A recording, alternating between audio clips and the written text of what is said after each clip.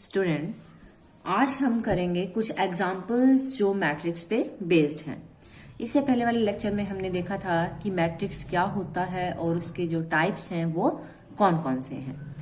Example में सबसे पहले जो एग्जाम्पल है उसमें क्या कहता है, इन द मैट्रिक्स ए, हमें एक मैट्रिक्स ए गिवन है, right the order of the matrix. हमें इस मैट्रिक्स का क्या बताना है, ऑर्डर बताना है। तो ऑर्डर कैसे बताते हैं ये मैंने पिछले लेक्चर में आपको बताया था। ऑर्डर जो है उसको रिप्रेजेंट करते हैं m इंटू n से, ठीक है। m का मतलब होता है नंबर ऑफ रोज। तो इसमें कितने रोज हैं, 1 2 3 रोज है तो यहाँ 3 लिख दिया। इनटू में को n का मतलब होता है नंबर ऑफ कॉलम्स, कितने कॉलम्स है 1 2 3, तो 3/3 जो है इसका क्या हो जाएगा, ऑर्डर। सेकेंड पार्ट में कहता है नंबर ऑफ एलिमेंट्स, इसमें टोटल एलिमेंट्स कितने हैं। वैसे तो आप काउंट भी कर सकते हो, या फिर 3/3 कितना होता है 9, तो इसमें 9 एलिमेंट्स होंगे। नेक्स्ट में कहता है the elements A13 A22 A31। कैसे फाइंड आउट करेंगे, अगर हम बात करते हैं A13 की, इसका मतलब है ऐसा एलिमेंट जो फर्स्ट रो में हो और थर्ड कॉलम में हो। अब इसके अंदर 3 रो है, लेकिन हमें तो क्या करना है, फर्स्ट रो चेक करनी है। तो फर्स्ट रो तो हमारी ये वाली है, ठीक है। तो हमें रो तो पता चल गई फर्स्ट है, लेकिन कॉलम कौन सा है यहाँ पे, 3 थर्ड, तो 1 2 3। तो ऐसा एलिमेंट जो फर्स्ट रो में होगा और थर्ड कॉलम में होगा, तो आंसर क्या आ जाएगा हमारा आंसर आ जाएगा 6। सेकेंड है A22, ऐसा एलिमेंट जो सेकेंड रो और सेकेंड कॉलम में हो। तो सेकेंड रो हमारी ये है, सेकेंड रो के अंदर कॉलम कौन सा होना चाहिए, 1 2 सेकेंड होना चाहिए। तो ऐसा एलिमेंट जो सेकेंड रो और सेकेंड कॉलम में है, तो आंसर आ जाएगा -1। सिमिलरली हमें A31 बताना है, यानी कि ऐसा एलिमेंट जो थर्ड रो में और फर्स्ट कॉलम में हो। तो थर्ड रो ये है और कॉलम फर्स्ट ये है, तो आंसर जो है वो क्या आ जाएगा, 0। नेक्स्ट एग्जांपल में क्या कहता है, construct 3/2 matrix whose elements are given by this condition. हमें एक 3/2 ऑर्डर की ऐसी मैट्रिक्स बनानी है जिसमें जो एलिमेंट्स पुट करेंगे, हम लिखेंगे, वो इस कंडीशन को सेटिस्फाई करते हो। तो सबसे पहले आप ये देखो कि हमें जो मैट्रिक्स बनानी है उसका ऑर्डर क्या है, 3/2। 3/2 का मतलब क्या है, ऐसा मैट्रिक्स जिसमें 3 रो हो और 2 क्या हो, कॉलम।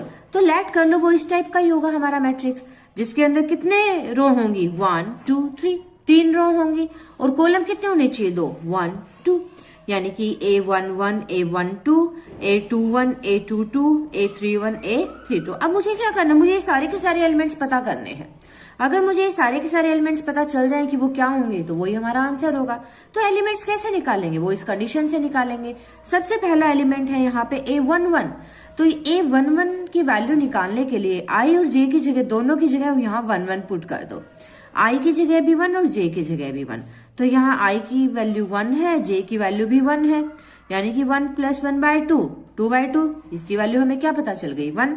नेक्स्ट मुझे A12 की वैल्यू पता करनी है, तो A12 पता करने के लिए जो I है उसकी जगह 1 और J की जगह 2 पुट कर दो। I की जगह 1, J की जगह 2, तो आंसर आ जाएगा 3/2।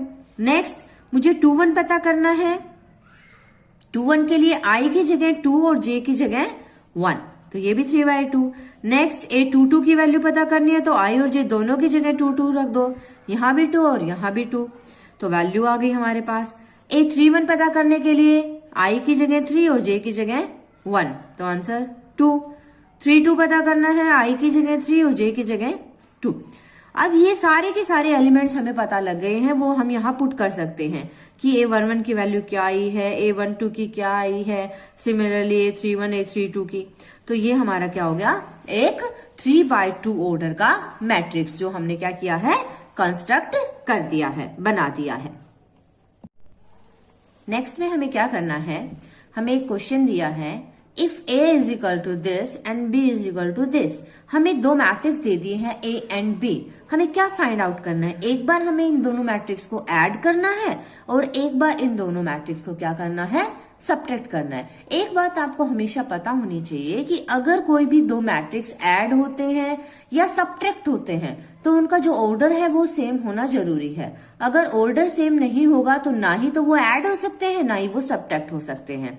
अब मैं इसकी बात करूं तो इसका ऑर्डर क्या है, 3 रो है 2 कॉलम है, तो इसका ऑर्डर 3/2। सिमिलरली इसका भी ऑर्डर 3/2। हमें क्या करना है, इन दोनों को ऐड करना है। तो गिवन क्या है हमारे पास, ए और बी मैट्रिक्स दोनों दिए हुए हैं, तो ए प्लस बी हमें करना है फाइंड आउट। तो ए की जगह ए मैट्रिक्स की वैल्यू प्लस बी की जगह बी मैट्रिक्स की वैल्यू। इन दोनों मैट्रिक्स के बीच में किसका साइन है, प्लस का साइन है। तो अगर किन्हीं भी दो मैट्रिक्स को हमें ऐड करना है तो इसके जो कॉरस्पॉन्डिंग एलिमेंट्स हैं वो ऐड हो जाएंगे। मीन्स -1 और 0 ऐड हो जाएगा, 0 और 4 ऐड हो जाएगा, 3 + 6, 1 + 5, 2 + -3, 4 + 1। यानी कि कंपेयर करेंगे तो कॉरस्पॉन्डिंग एलिमेंट जो है वो आपस में ऐड हो जाएंगे, ये इसके साथ, ये इसके साथ, ये इसके साथ, सिमिलरली। ओके, अब इन्हें सोल्व कर लो। -1 और 0, -1, 0 + 4, 4, 6 + 3, 9, 6, -1 एंड 5। इसी तरह से हमें क्या करना है, इन दोनों मैट्रिक्स को सब्ट्रैक्ट भी करके दिखाना है, यानी कि a - b। तो a की जगह a की वैल्यू रखी, b की जगह b की, लेकिन चेंज क्या हो गया, इन दोनों के बीच में माइनस का साइन आ गया। तो अगर किन्हीं भी दो मैट्रिक्स के बीच में माइनस का साइन है तो इसके जो कॉरस्पॉन्डिंग एलिमेंट्स है उन्हें सब्ट्रैक्ट कर दो, यानी कि फर्स्ट में से फर्स्ट को सब्ट्रैक्ट कर दो।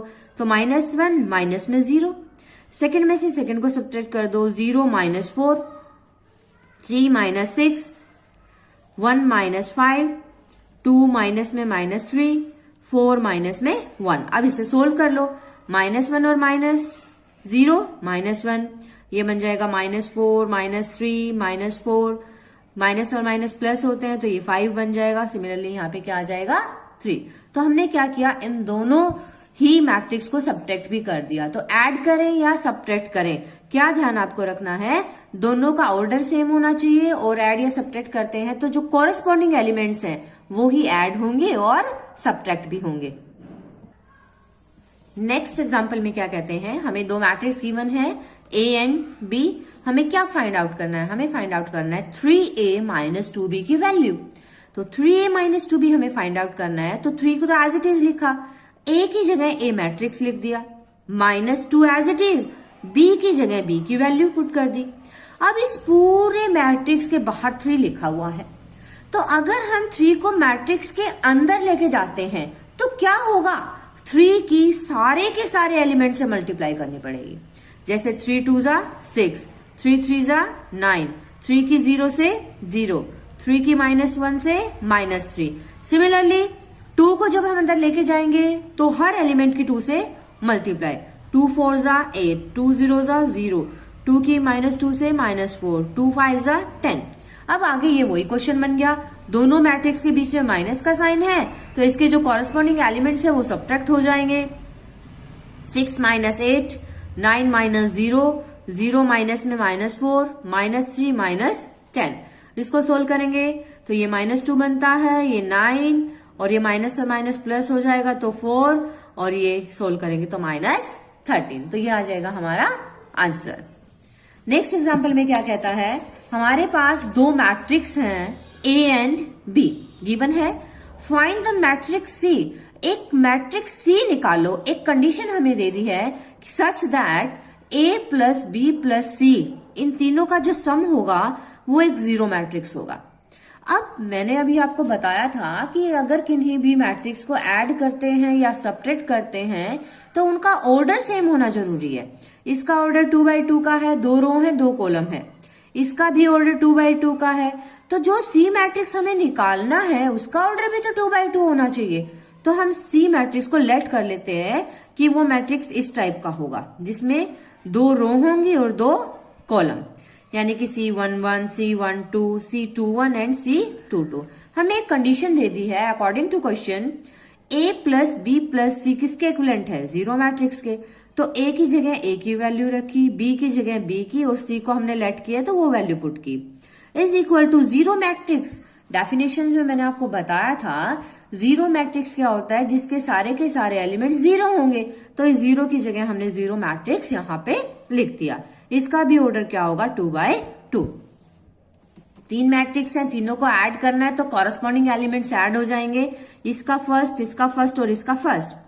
तो 2 और 6 कितने होते हैं 8, साथ में प्लस में C11। 2 और 2 4, प्लस में C12। -3 और प्लस का 1 -2 और साथ में C21। इसको और इसको ऐड करेंगे तो 3 और 1 4 और C22। ये किसके इक्विवेलेंट है, 0 मैट्रिक्स के इक्विवेलेंट है। तो कॉरस्पॉन्डिंग एलिमेंट्स जो है उसको इक्वल रखो। इस वाले एलिमेंट्स को 0 के इक्वल रखा तो यहां से C11 की वैल्यू क्या आएगी 8, इधर आएगा तो माइनस का 8। सेकेंड वाले को 0 के इक्वल रखेंगे तो C12 की वैल्यू आ जाएगी। थर्ड वाले को 0 रखा तो C21 की वैल्यू, इसको 0 के इक्वल रखा तो C22 की वैल्यू। सारी वैल्यू हमें पुट मिल गई है, अब यहाँ पुट कर देंगे तो वो हो जाएगा हमारा मैट्रिक्स C, जो हमें क्या करना था, फाइंड आउट करना था। ओके।